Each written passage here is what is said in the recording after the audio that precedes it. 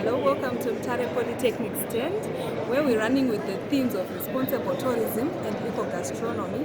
We're moving with a heritage-based philosophy which promotes education 5.0, where we're saying that we want to fuse heritage-based philosophies and modern trends to come up with things that can be rather innovative and industrialistic in our students.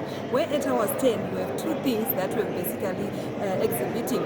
We have this idea that we got from a bird's nest, which is fusing rather traditional and heritage aspects of students that are going to go on and innovate in societies where they came from to come up with things such as bush camps. It can be used as an accommodation center, as a dining area, where we used things such as palm tree leaves, which naturally shed off on themselves.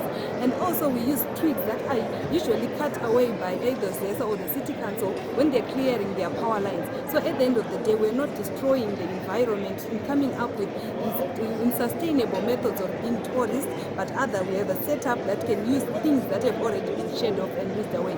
Also moving in line with that is our heritage-based eco-gastronomy concept, which says we do not throw away anything. After using bananas, after using our fish, after using our pumpkins, what then do we do with the remnants that get left behind in order to add value and resource beneficiate those same things? Where we have things such as banana ash skin, things such as avocado seed detox, such as eggshell scoring powder, such as onion and garlic paste, things such as nyamba biscuits, things such as pumpkin butter. We want to bridge a gap between generations and generations. We want to make sure that the knowledge that the older generations have is passed on to the newer generations, but rather innovating it in a new way that diversifies our heritage and our culture for it to be acceptable